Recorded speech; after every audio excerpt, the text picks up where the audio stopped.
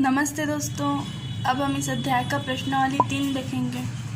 प्रश्नावली 3, ये प्रश्नावली 3 बहुत ही सरल है, बहुत ही ज़्यादा सरल है।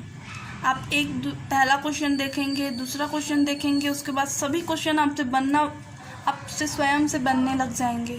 तो आपको पहला क्वेश्चन, दूसरा क्वेश्चन को अच्छे से देखना है। देखते हैं। ओ वृत्त का केंद्र है, हमेशा वृत्त का केंद्र ओ ही होता है।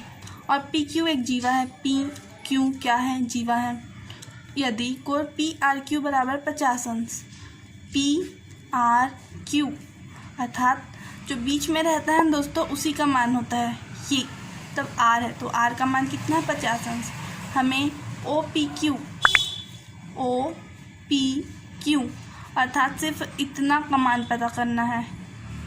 आर पी क्यू बोलता तो इतना पूरे का मान, अगर ओ पी क्यू बोला है तो केवल इतना का मान हमें ज्ञात करना है और हमें बस एक का मान पता है। अब हम इसको कैसे बना सकते हैं, पहले मैं आपको ऐसे ही बता देती हूँ। देखिए, हमें एक प्रमेय पता है कि जो ये दो चाप हैं, पी और क्यू दो चाप हैं, यहाँ से एक केंद्र पर कोण बना है और एक परिधि पर कोण बना है।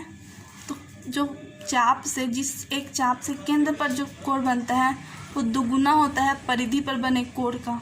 अगर चाप सेम है और परिधि और केंद्र पर कोण बना है तो परिधि पर जितना कोण बनेगा उसका दुगुना कहाँ बनता है? केंद्र पर बनता है। और केंद्र पर जितना कोण बनेगा उसका आधा परिधि पर बनता है। अर्थात परिधि पर कितना कोण बना है? 50 अंश, तो केंद्र पर कितना बनेगा? 100 अंश। इस तरह से हमें ओ का मान पता चल गया, 100 अंश।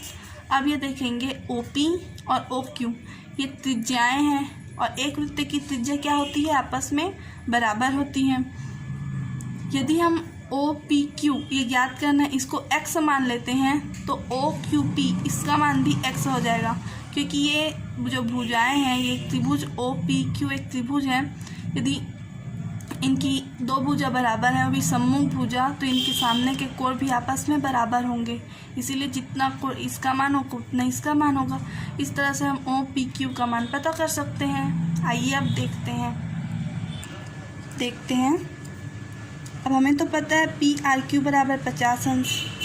वृत्त के चाप द्वारा केंद्र पर अंतरित कोण शेष परिधि पर अंतरित कोण का दुगुना होता है। अर्थात जो पी ओ क्यू बना है, अगर वो केंद्र पर बन रहा है कोण तो जस्ट उसका दुगुना हो गया। हमें बताइए 50 का 100 हो गया। अब हम त्रिभुज में देखेंगे तो ओ पी बराबर ओ क्यू होगा, क्योंकि वृत्त की एक त्रिज्या बराबर होती है। अब उनके सम्मुख कोण भी आपस में बराबर हो गए। अब ओ पी क्यू को हम ओ पी क्यू ही लिखें और ओ क्यू पी को भी ओ पी क्यू लिख सकते हैं। अर्थात जो पी और क्यू का मान है वो बराबर है, इसीलिए क्यू की जगह हम पी लिख सकते हैं। ये तो पता है। इसका पक्षांतर कर दिए, माइनस में हो गया तो 80 आ गया। एक और एक दो, तो दो का पक्षांतर किए तो 40। इस तरह से ओ पी क्यू का मान कितना आ गया? 40 अंश आ गया। है ना दोस्तों, बहुत ही सरल, बहुत ही ईजी है दोस्तों। उसी तरह से दूसरा क्वेश्चन देखते हैं। कोण पी बी क्यू का मान ज्ञात कीजिए। पी बी क्यू अर्थात हमें इसका मान पता करना है, इसका पी बी क्यू। अब देखिए त्रिभुज है दे, अब इसी त्रिभुज के थ्रू हम मान पता करेंगे। इसका मान पता करना है, ये हमें पता है तो हमें किसका मान पता करना होगा? इसका मान। अब इसके थ्रू हम इसका मान पता करेंगे।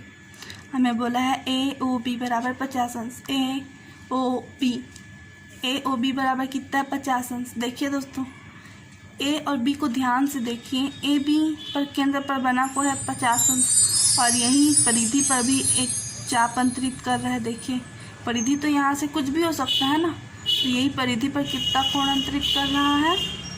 ये 50 है तो जस्ट इसका आधा कितना हो जाएगा? 25 अंश। 50 का आधा 25। केंद्र पर जितना कोण अंतरित करेगा उतना परिधि पर उतना ही आधा। चाप सेम होने चाहिए, ए बी चाप है तो ये 25 हो गया, 75। अब त्रिभुज के तीनों कोणों का योगफल कितना होता है? 180 अंश।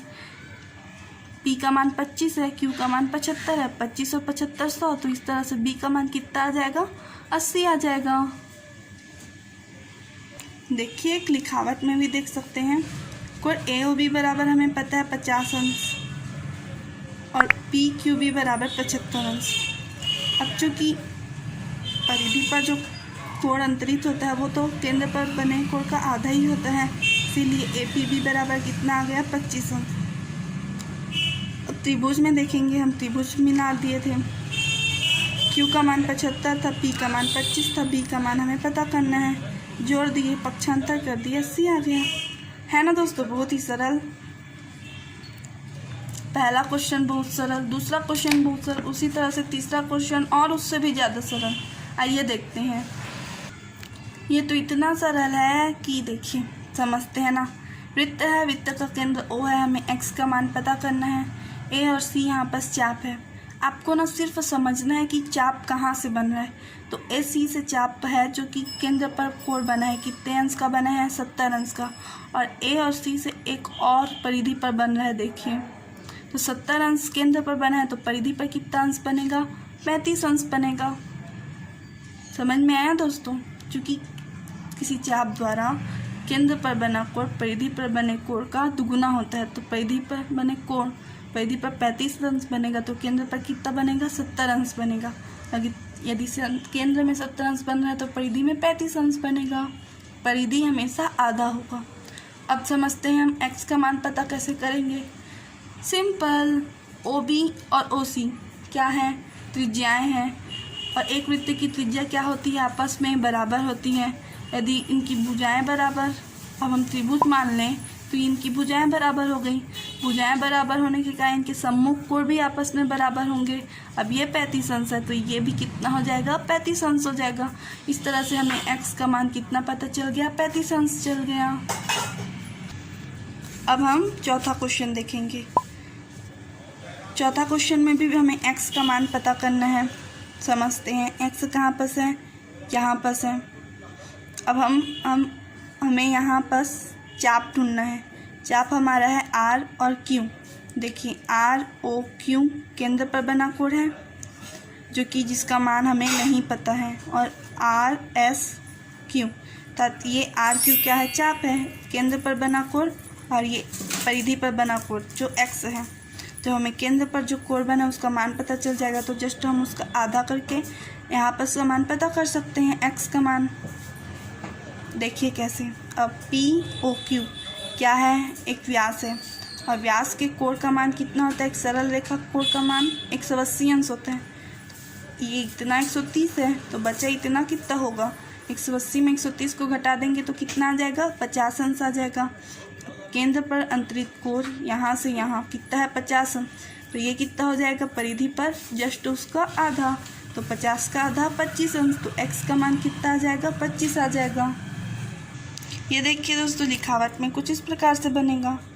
बहुत ही इजी है, बहुत ज़्यादा इजी। बस आप बनाने के ट्रिक को और कहाँ पर चाप बन रहा है इस ट्रिक को आप समझ जाएंगे, उसके बाद ये प्रश्नावली के सभी क्वेश्चन आपसे आसानी से बन जाएंगे। चौथा क्वेश्चन देखने के बाद अब हम पांचवा क्वेश्चन देखेंगे। नहीं, पांचवा क्वेश्चन को आप स्वयं बनाएंगे, क्योंकि इसमें आपको लॉजिक लगाना है। अगर आप चौथा तक क्वेश्चन समझ जाएंगे तो पांचवा को आप स्वयं से कोशिश कीजिएगा, और यदि नहीं बनेगा उसके बाद आप डिस्क्रिप्शन बॉक्स में मैसेज कीजिएगा। पांचवा का मैं वीडियो बना के सेंड कर दूँगी। ये बहुत ही सरल है, बहुत ज़्यादा, इसीलिए आप स्वयं बनाएंगे। छठवां क्वेश्चन देखिए। छठवां क्वेश्चन में हमें ABC इसका मान ज्ञात करना है। छठवां क्वेश्चन देखते हैं। देखिए, हमें ABC का मान पता करना है, अर्थात B का मान हमें पता करना है, B बीच में है। देखिए समझते हैं ना। मान लीजिए चाप A और C है, ABC तीनों चाप हैं। इन तीनों से केंद्र पर क्या बना है, 120 अंश का कोण बना है। यहाँ से एक परिधि पर अगर कोण बनता तो वो कितना होता, 60 अंश होता। लेकिन अब यहाँ पर ये परिधि है, मान लीजिए ये ही एक चाप है, यही एक चाप है, A और C ही एक चाप है, और ये परिधि है। तो उसका जो केंद्र है वो क्या है, ये नीचे वाला नहीं है, ये ऊपर वाला जो है ना, ये उसका केंद्र है। तो इसका मान क्या होगा, पूरे वृत्त का मान कितना होता है, 360 अंश होता है। अगर ये 120 है तो वो कितना हो गया, 240 अंश। वो कितना हो गया, 240 अंश। अब केंद्र पे कितना बन रहा है, 240 अंश, तो उसके नीचे उसके परिधि पर कितना बनेगा, 120 अंश। इस तरह से ABC का मान कितना आ गया 120 अंश। समझ में आया दोस्तों मैं क्या बोल रही हूँ? ये जो ऊपर है वो ऊपर वाले परिधि पर बनाएगा तो ये 120, तो ये यहाँ से अगर ये होता तो 60 अंश होता। अब ये नीचे वाला परिधि है तो ये ऐसे रहेगा, उसका बनेगा, तो इसीलिए इतना का मान कितना हो जाएगा 360 अंश। क्यों होगा कि पूरे वृत्त का कितना होता है 360, तो इतना का कितना हो जाएगा 360 में 120 घटाएंगे तो 240। अब इस केंद्र पर कितना बन रहा है 240, तो यहाँ पर उसका जस्ट आधा कितना बनेगा 120 अंश। इस तरह से ABC का मान कितना आएगा 120 अंश आएगा। अब हम 7वां क्वेश्चन देखेंगे। हम इसमें भी हमें इस वाले x का मान पता करना है और हमें बोला है कि AD समांतर BC, अर्थात AD समांतर BC। तो देखिए दोस्तों, अगर मैं आपको बुक को उल्टा करके दिखाऊंगी तो मान लीजिए AD समांतर BC है, ये समांतर है, और मान लीजिए B और D एक तिर्यक रेखा है, तो यहाँ पर जो कोण बना वही कोण का मान यहाँ पर भी बनेगा। ये 50 अंश है तो ये भी 50 अंश है। एकांतर कोण के नियम के अनुसार ये 50 अंश है तो ये भी 50 अंश होगा। तो देखिए ये 50 तो ये भी 50। अब एक और प्रमेय है कि वृत्त के एक ही खंड पर बने कोण आपस में बराबर होते हैं। ये 50 होने के कारण ये भी आपस 50 हो जाएगा।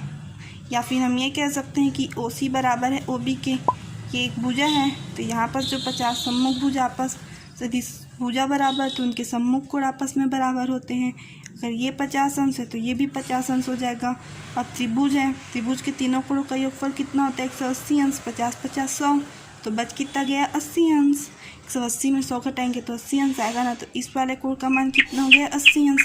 अब शीर्षाभिमुख कोण से x का मान कितना हो जाएगा 80 अंश हो जाएगा शीर्षाभिमुख कोण से। इस तरह से x का मान पता चल गया। अब हम 8वां क्वेश्चन देखेंगे। आकृति में O वृत्त का केंद्र और OD लंब AB, यदि OD बराबर 5 सेंटीमीटर तो AC का मान ज्ञात कीजिए। दोस्तों ये चित्र को देख के आपको कुछ पुराना याद आ रहा है? ये हमारा पुराना बेसिक है, याद कीजिए, हम पहले भी पढ़ चुके हैं। एक व्यक्ति यहाँ पर खड़ा रहता है, खंबे की लंबाई और हमें मान पता करना होता है खंबे की लंबाई की। बॉडी का मान हमें पता रहता है। ये बेसिक है दोस्तों। 8वां क्वेश्चन को आप स्वयं बनाएंगे, बहुत कोशिश कीजिएगा, नहीं बनने पर हमें बताइएगा डिस्क्रिप्शन बॉक्स में। इस तरह से हमारा प्रश्नावली 3 समाप्त होता है। प्रश्नावली 3 बहुत ही सरल है। किसी भी क्वेश्चन में आपको कोई भी परेशानी होगी तो आप हमें बताइएगा। थैंक यू दोस्तों, thank you very much for watching. दोस्तों प्लीज़ लाइक शेयर और सब्सक्राइब ज़रूर कीजिएगा। हमारे इस चैनल को आपके सपोर्ट की ज़रूरत है, बहुत ज़्यादा ज़रूरत है, इसीलिए please like share and subscribe. Thank you दोस्तों। कोई भी परेशानी होगी आप मैसेज कर सकते हैं। Thank you.